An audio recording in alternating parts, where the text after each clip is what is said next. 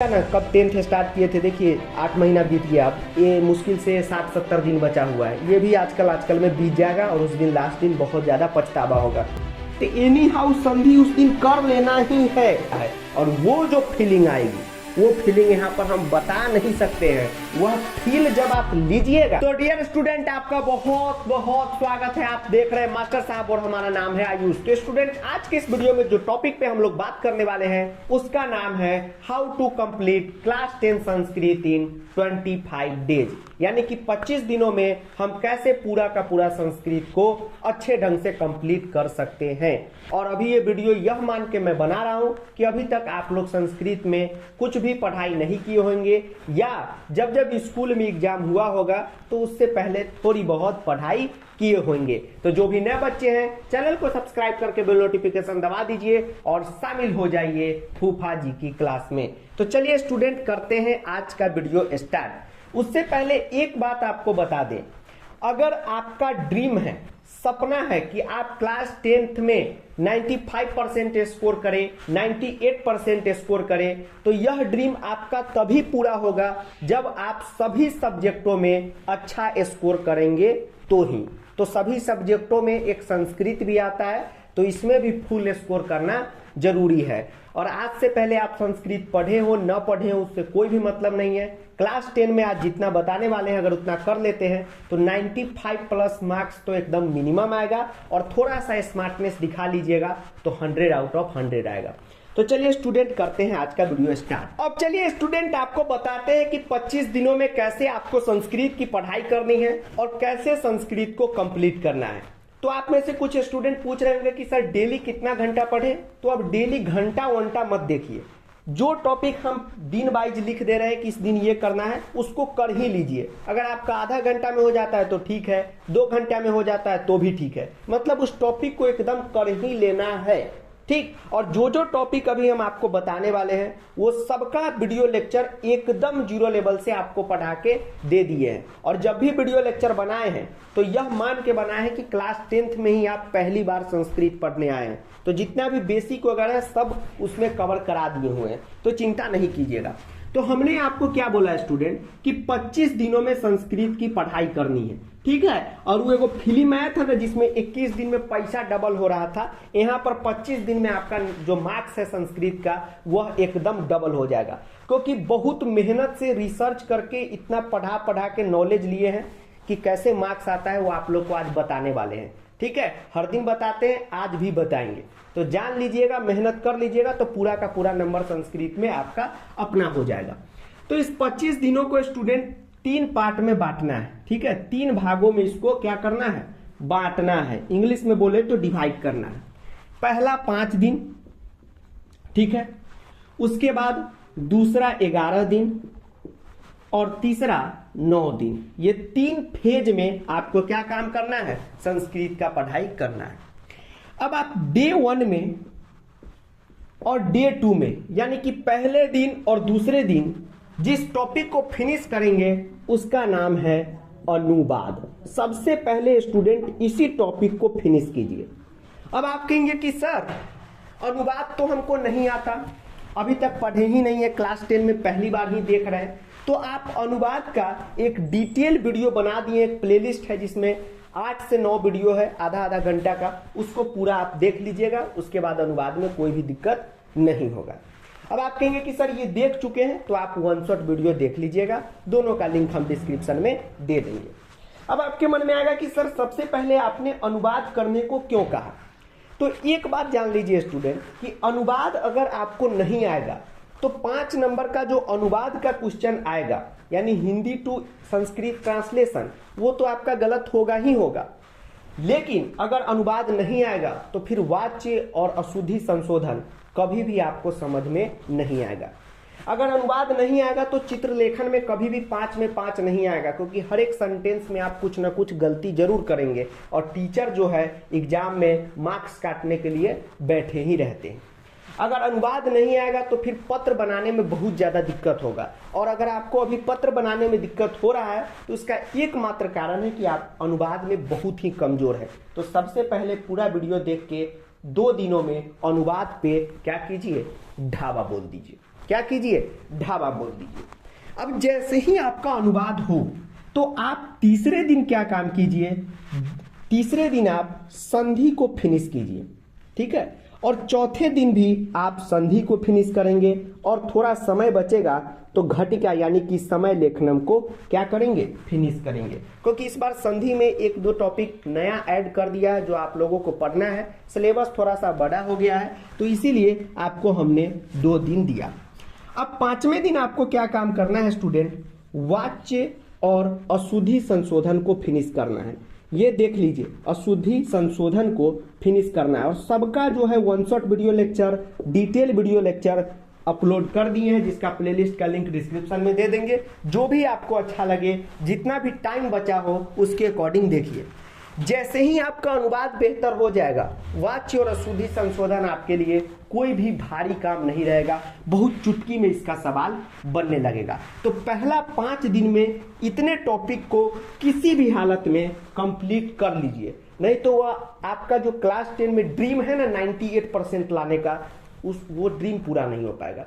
क्योंकि सभी सब्जेक्ट में स्कोर कीजिएगा तभी आप 98% स्कोर कर पाइएगा। तो सभी सब्जेक्ट में नंबर आना जरूरी है, ठीक है। और उसमें संस्कृत में आना तो और ज्यादा जरूरी है, और आ भी सकता है, क्यों नहीं आ सकता है। तो आपको पहले 5 दिनों में अनुवाद, संधि, समय यानी कि घटिका, वाच्य और अशुद्धि संशोधन को कंप्लीट कर ही देना है।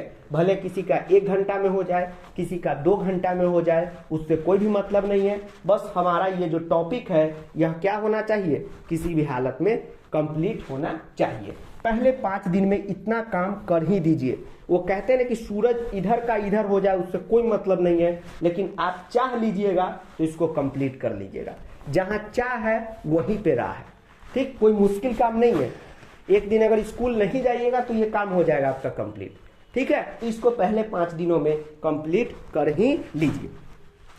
उसके बाद आता है स्टूडेंट, यहां पर दूसरे फेज में आपको क्या काम करना है वो बताते हैं।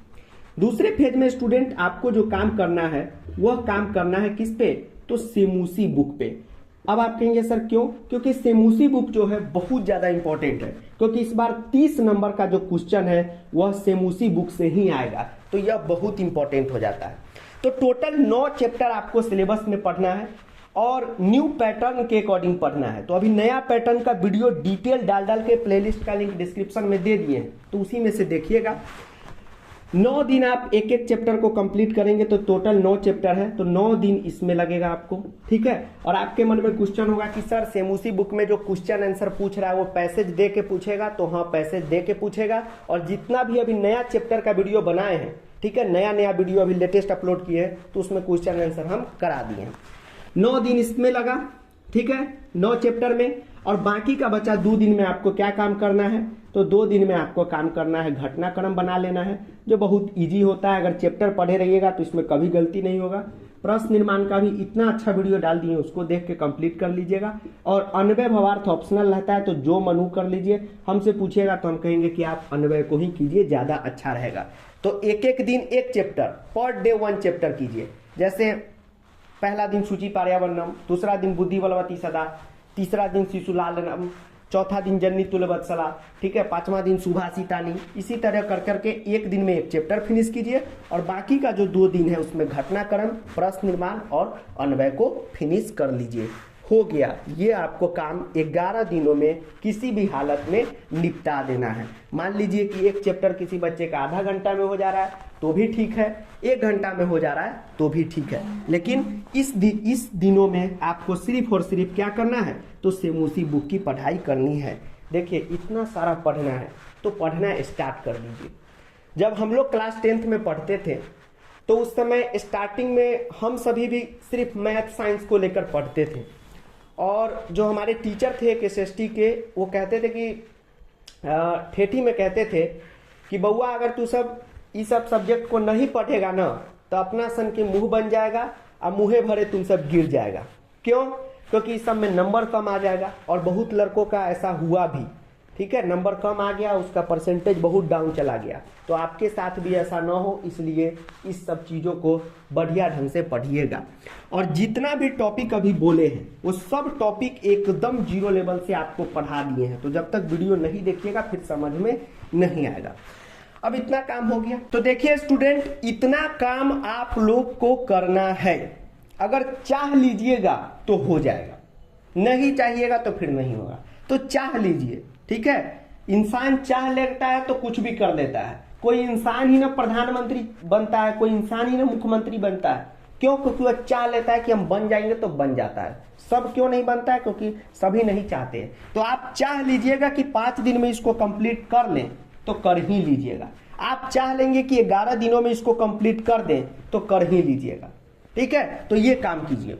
उसके बाद जो इधर 9 दिन बचा, इसमें ग्रामर का जो बाकी का चीज है उसको करना है। पहला दिन आप क्या कीजिए, तो आराम से एक टॉपिक कंप्लीट कीजिए जिसका नाम है अपठित बोधनम। तो आप अपठित को कर लीजिए, ठीक है, जिसको अनसीन पैसेज कहते हैं। दूसरा दिन इसमें पत्र लेखन को कर लीजिए। तीसरा दिन इसमें चित्र कर लीजिए। और जैसे ही आप अनुवाद किए रहेंगे, सेम उसी बुक को पढ़े रहेंगे, चित्र का लाइन तो अपने आप फटाफट पता चलेगा। चौथा दिन आप इसमें क्या करिए, तो प्रत्यय कर लीजिए, ठीक। 5वां दिन इसमें आप क्या करिए, तो समास कर लीजिए, ठीक। और छठा दिन आपको क्या करना है, तो यहाँ पर अव्यय को कर लेना है। हो गया आपका सिलेबस फिनिश। और ये जो 2 दिन बचा, ये क्या है, तो एक्स्ट्रा रिजर्व डे है, ठीक है। वो क्रिकेट में रिजर्व डे होता है ना, उसी तरह ये 2 दिन रिजर्व डे है। मान लीजिए कि एक दिन कहीं अभी शादी विवाह का टाइम चल रहा है, तो कहीं शादी में हो लिए, तो यहाँ पर एक दिन मैनेज हो गया, एक दिन कुछ हो गया तो यहाँ मैनेज हो गया। लेकिन इतना काम चाह लीजिएगा तो हो जाएगा, ठीक है। काम को जितना आप ज्यादा मुश्किल समझिएगा वो उतना ही मुश्किल लगता है। काम को आसान समझिए, बहुत आसान है। और एक बात याद रखिए, 10th का जो सिलेबस है वो बहुत मजेदार सिलेबस होता है। आप बचपन से पढ़ते आ रहे हैं, 10th का कितना मजेदार लग रहा है। अरे छोड़िए ना, कंप्लीट नहीं हो रहा है वो अलग बात है। सिलेबस मजेदार है कि नहीं? 9th से एकदम है। आगे भी ऐसा सिलेबस नहीं मिलेगा, तो इसको पढ़ के मजा लीजिए, ठीक।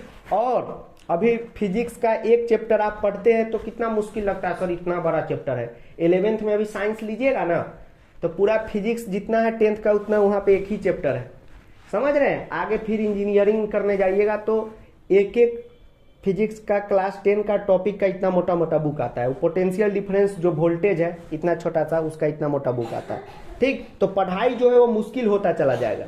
तो इसको मुश्किल मत समझिए, इसमें थोड़ा सा फोकस होइए और कीजिए। अब काम कैसे करना है तो आपको हम बता दिए हैं, रास्ता दिखा दिए हैं। चलना आपको है, चल लीजिएगा तो 100 में 100 आएगा, नहीं चलिएगा तो फिर आप ही का क्या होगा, बेड़ा गर्क होगा, ठीक। तो ध्यान रखिएगा। और एक बात, काम कैसे करना है आपको बता देते हैं। जैसे डे 1 में हमने काम दिया, डे 3 में दिया। मान लीजिए कि डे 3 का ही हम लेते हैं। डे 3 में आपको संधि दे दिए हैं, तो एनी हाउ संधि उस दिन कर लेना ही है। ये मत देखना है कि 6 बजे से करे कि 7 बजे से, नहीं। संधि उस दिन होना चाहिए तो होना चाहिए, चाहे रात के 12 ही क्यों बज जाए, उससे कोई मतलब नहीं है। कंप्लीट होना है तो होना है, ठीक। कंप्लीट करना है तो करना है, ठीक है। क्योंकि 100 में 100 लाना है तो मेहनत करना पड़ेगा, ये बात दिमाग में रखिएगा। और जो मेहनत करेगा उसी का आएगा। और हमको पता है कि आप मेहनती हैं, मेहनत कर सकते हैं, बस आलस में है, कैसे करें, प्लाने बना रहे हैं, सब प्लान फेल हो जाएगा। और जैसे अभी आजकल करते करते समय बीत रहा है ना, बीत गया ना। कब 10th स्टार्ट किए थे, देखिए 8 महीना बीत गया। अब ये मुश्किल से 60-70 दिन बचा हुआ है। ये भी आजकल में बीत जाएगा और उस दिन लास्ट दिन बहुत ज्यादा पछतावा होगा। तो वो पछतावा न हो इसलिए अभी भी समय है, सुधर जाइए और काम में लग जाइए। जो जिस दिन काम दिए हैं उस दिन हो जाना ही चाहिए। 2 दिन में घटिका और संधि कर लेना है तो कर ही लेना है, कोई मुश्किल काम नहीं है। बैठ जाइएगा, हो जाएगा, ठीक है। आप कहेंगे सर वीडियो थोड़ा सा लंबा होगा किसी टॉपिक का, तो क्या करें, 1 शॉट देख लीजिए संधि की, 35-40 मिनट की तो है। और जो संधि समझ में नहीं आया उसका डिटेल देख लीजिए, स्मार्टनेस लगाइएगा तब न लगेगा। तो इस तरीके से पूरा पढ़ लीजिए, इसको कहीं कॉपी पे नोट कर लीजिए, स्क्रीनशॉट मत लीजिए। और जैसे ही आपका टॉपिक कंप्लीट हो ऐसे ऐसे क्रॉस करते चलिए। और जिस दिन पूरा क्रॉस लग जाएगा ना इसमें, ठीक है, तो एकदम आपको एकदम लगेगा कि हाँ भाई आज हम कुछ कर लिए हैं, आज हम दुनिया में कुछ हमने किया है। और वो जो फीलिंग आएगी, वो फीलिंग यहाँ पर हम बता नहीं सकते हैं। वह फील जब आप लीजिएगा तब कहिएगा कि सर एकदम सही बोल रहे थे। किसी को दारू पीने के बाद भी वैसा फील नहीं आता होगा जैसा फील अगर आप ये 25 दिन काम करने के बाद आपको आएगा। वैसा फील दुनिया में सिर्फ और सिर्फ मेहनती इंसान को ही आता है, और वह फील का जो मजा होता है वो मजा न मोहब्बत में है और न शराब में है। ये बात लिख के रख लीजिए। तो इतना काम आपको क्या करना है, करना है। तो तब तक के लिए जय हिंद, वंदे मातरम, आदाब, नमस्कार, सत श्री अकाल, प्रणाम, धन्यवाद। कुछ बुरा लगा हो तो माफ कीजिएगा, क्योंकि हम कभी भी कुछ भी पढ़ाते हैं या एक प्लानिंग बताते हैं तो उसका कोई स्क्रिप्ट राइटिंग करके नहीं आते हैं कि हाँ ये बोलना है, ये बोलना है।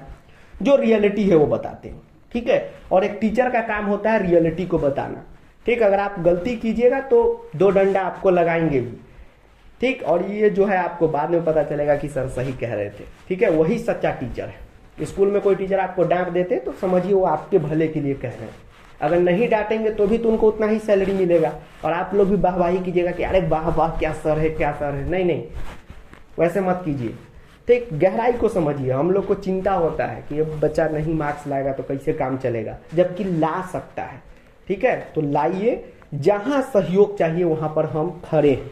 नंबर भी व्हाट्सएप का दे दिए, ठीक है। तो उस पर तो मैसेज बहुत आता है, तो धीरे धीरे सबका रिप्लाई देते हैं, ठीक है। जो सीतामढ़ी में उनको तो ऑफलाइन में एकदम साक्षात मदद कर रहे हैं, जितना बच्चा को पढ़ा सकते उतना को। ऑनलाइन में भी प्रो बैच को लॉन्च कर दिए, ताकि जिनको जो डाउट है वो पर्सनली पूछ ले, अपना कोर्स कंप्लीट कर ले, सारा टॉपिक का वीडियो ले ले, ठीक है। तो जिनको वो भी ज्वाइन करना है वो भी कर सकते हैं। तो सब सुविधा अब आपके सामने है। अगर आप पढ़ाई नहीं करते तो ये आपकी गलती है, बाद में बहुत पछताना पड़ेगा। ये बात को ध्यान में रखिएगा, ठीक है। और वीडियो को बाबू सोना के साथ भी शेयर कीजिएगा ताकि वो भी सही लाइन पे आए, ठीक। तो चलिए मिलते हैं अगले वीडियो में। Thank you.